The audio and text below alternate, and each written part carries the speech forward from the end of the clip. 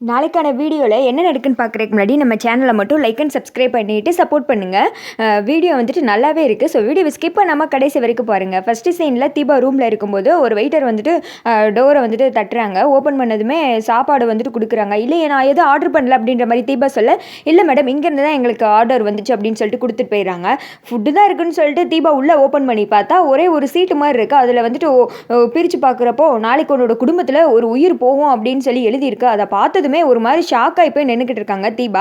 அடுத்த சீனில் ஃபேமிலியில் எல்லாரும் பேசிக்கிட்டு இருக்காங்க. அந்த இடத்துக்கு ஆடியோ பாதை வர்றாங்க.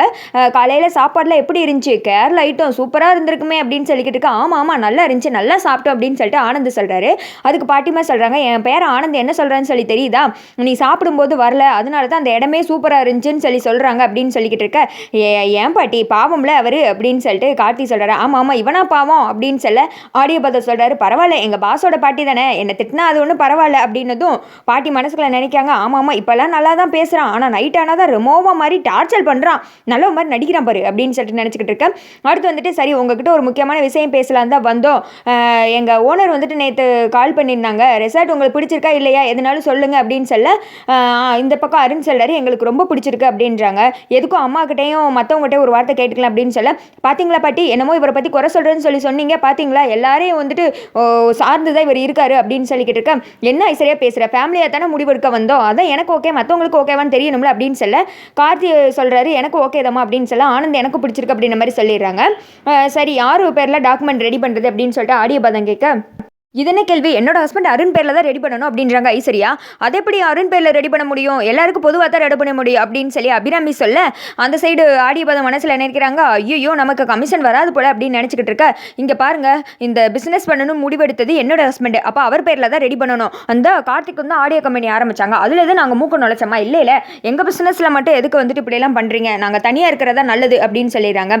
அதெல்லாம் முடியாது, ஆரம்பித்தா 3 பேர்லையும் சேர்ந்து தான் ஆரம்பிக்கணும், 3 பசங்க பேரில் தான் இருக்கணும் அப்படின்னு சொல்லிட்டு அபிராமி சொல்ல, அது எப்படி அப்படின்னு சொல்லிட்டு மாற்றி சண்டை போட்டுக்கிட்டு இருக்காங்க. கார்த்தி சொல்கிறாங்க, பரவாயில்ல அண்ணன் பேரில் இருக்கட்டும் அப்படின்றாங்க.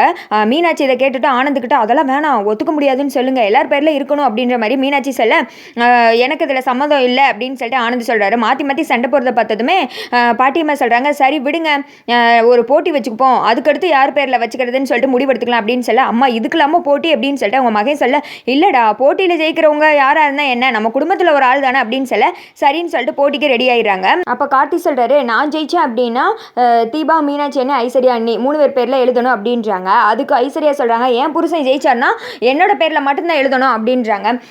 சரி விடுங்க யார் ஜெயிச்சா என்ன, அதெல்லாம் வந்துட்டு அவங்க பொண்டாட்டி பேரில் எழுதிக்கோங்க, ஆனந்த் நீ ஜெயிச்சா உன் பொண்டாட்டி பேரில், கார்த்தி நீ ஜெயிச்சா உன் பொண்டாட்டி பேரில், அவ்வளோதான் வாங்க போட்டியில் கலந்துக்கலாம் அப்படின்னு சொல்லிட்டு நெக்ஸ்ட் போட்டி நடக்கிற இடத்துல தான் காமிச்சிட்டு இருக்காங்க.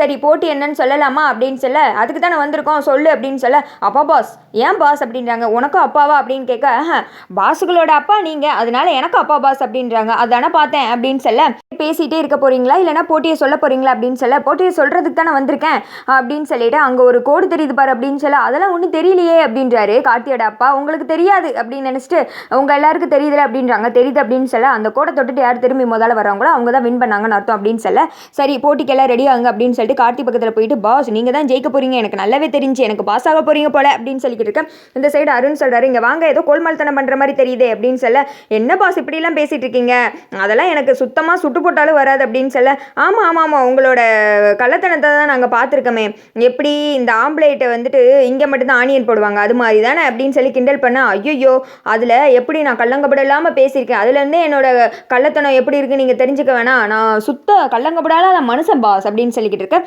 சரின்னு சொல்லிட்டு போட்டிக்கு எல்லாம் போகிறாங்க. இப்போ ஐஸ்வர்யா சொல்கிறாங்க, ஜெயிச்சுட்டு வரணும் ஜெயிக்கா மட்டும் இருங்க அப்படின்னு சொல்ல, இந்த சைடு வந்துட்டு மீனாட்சி சொல்கிறாங்க, ஏங்க இந்த போட்டியெல்லாம் தேவையா அப்படின்னு சொல்ல, ஜஸ்ட் பண்ணு தானே நம்ம வாட்டிக்கு என்ஜாய் பண்ணிட்டு வருவோம், யார் ஜெயிச்சா என்ன அப்படின்னு சொல்லிட்டு போகிறாரு. தீபாவை பார்த்ததுமே, என்னங்க நீங்கள் எதுவும் சொல்ல போகிறீங்களா, ஜெயிங்கன்னு சொல்லி சொல்ல போகிறீங்களா அப்படின்னு சொல்ல, இல்லை சார் பார்த்து பத்திரமா போயிட்டு வாங்க அப்படின்னு சொல்லி அமுச்சு விட, ஆளுக்கு ஒவ்வொரு போட்டில் ஒரு ஆள் இருக்காங்க. போட்டை தள்ளிட்டு உள்ளே போய்கிட்டு இருக்காங்க மாசா எல்லாரும். இங்கிட்ட இருந்து ஐஸ்வர்யா மீனாட்சின்னு சேரப் பண்ணிக்கிட்டு இருக்காங்க. எங்க நீங்கள் தான் ஜெயிக்கணும் அப்படின்னு மாற்றி பண்ணிக்கிட்டு இருக்கா. தீபா மட்டும் சிரிச்சுட்டே நின்றுட்டு இருக்காங்க. இது ஆடியோ பதம் பார்க்குறாரு. என்னங்க ஆளுக்கு அவங்க ஹஸ்பண்டை மோட்டிவேட் பண்ணிட்டு இருக்காங்க, நீங்கள் மட்டும் அமைதியாகவே நின்றுக்கிட்டு இருக்கீங்க, ஓ மனசால நீங்கள் வந்துட்டு பேசிக்கிட்டு இருக்கீங்களா அப்படின்னு சொன்னதுமே அபிராமி ஆடிய பாதத்தை பார்த்து முறைக்கிறாங்க. ஆமாம் இவ அப்படியே குலுங்கி குலுங்கி சேர பண்ணி என் மகன் ஜெயிச்சிட்டாலும் இவளே ஒரு தெண்டம் அப்படின்ற மாதிரி அபிராமி மனசில் நினச்சிட்டு தீபாவை பார்த்து முறைக்கிறாங்க. இங்கே ஆடிய பாதத்தையும் பார்த்து முறைக்க ஐயோ வாய் தெரியாமல் இப்படி வம்ப வாங்கிட்டோமே அப்படின்ற மாதிரி அமைதியாக இருந்துக்கிறாரு. அடுத்து தீபாக்கு இடையில ஒரு ஃபோன் வருது. அப்படி வந்துட்டு போயிடுறாங்க. அதை பார்த்ததுமே ஆமாம் இந்த சான்ஸ் கிடச்சிச்சின்னு விலையை போயிட்டால அப்படின்னு சொல்லிட்டு அபிராமி நினச்சிக்கிட்டு இருக்க அங்கிட்டு போனதும் ஃபோன் அட்டன் பண்ணி பேசுகிறாங்க. ஏன் இப்படி கொஞ்சம் கூட நிம்மதியாகவே இருக்க விட மாட்டீங்களா, எதுக்கு இப்படி டிஸ்டர்ப் பண்ணுறீங்க அப்படின்னு சொல்ல ஏமா கொஞ்சம் பொறுமா, அங்கே போட்டியெல்லாம் எப்படி போய்கிட்டு இருக்கு அப்படின்றாங்க. அது எதுக்கு உங்களுக்கு, எப்படி போனால் உங்களுக்கு என்ன அப்படின்னு கேட்க தேவைதாம்மா, நான் தான் சொன்னேன்ல உன் குடும்பத்தில் ஒரு உயிர் போகணும், அதுக்கு அடித்தளம் தான் இது. புருஷன் போகிற போட்டில் ஒரு ஆள் இருக்கானே அவன் என்னோட ஆள் அப்படின்னு சொல்ல தீபா ஒரு செகண்ட் ஷாக்காக போய் பார்க்குறாங்க. என்ன தெரியலையா, இப்போ அவனை பார்த்து அவன் கை காமிப்பாம்பார் அப்படின்னு சொல்ல அது மாதிரியே கை காமிக்கிறாங்க. அவன் கையில் ஒரு துப்பாக்கி இருக்குமா அப்படின்னு சொல்ல துப்பாக்கி எடுத்து நீட்டி வச்சிருக்காங்க. இங்கே பாரு, நீ எனக்கு பாடி கொடுத்தா உன்னை நான் விட்டுருவேன்னு சொல்லி சொன்னேன், ஆனால் நீ கேட்குற மாதிரி கிடையாது, உன் புருஷனோட உயிர் எடுத்தால் தான் நீ என்னை பாடி கொடுப்பே அப்படின்னு சொல்ல தீபாக்கு என்ன பேசுறதுனே தெரியவே இல்லை. ஒரு மாதிரி முழிச்சுக்கிட்டே நின்றுட்டு இருக்காங்க. நான் தான் சொன்னலம்மா, நீ எனக்கு பாடி கொடுத்துட்டேன்னா எந்த ஒரு பிரச்சனையுமே இல்லாமல் நீ பாட்டுக்கு இருந்துக்கிருவ அப்படின்னு சொல்ல இருங்க நான் போலீஸில் போய் சொல்லி உங்களை மாட்டி வரேன் அப்படின்றாங்க. போலீஸில் போய் சொல்லு போ, என்னன்னு சொல்லுவேன், இப்போ ஃபோன் கால் பண்ண வரைக்கும் எல்லாத்தையும் சொல்லுவேன் அப்படின்றாங்க தீபா. சரிம்மா சொல்லு, நான் தான் சொல்லுன்னு சொல்லிட்டல அப்படின்னு சொல்ல தீபா வந்துட்டு முழிச்சுட்டே நின்றுக்கிட்டு இருக்காங்க. அதோட பார்த்தீங்கன்னா இந்த வீடியோ வந்துட்டு முடிஞ்சிருது.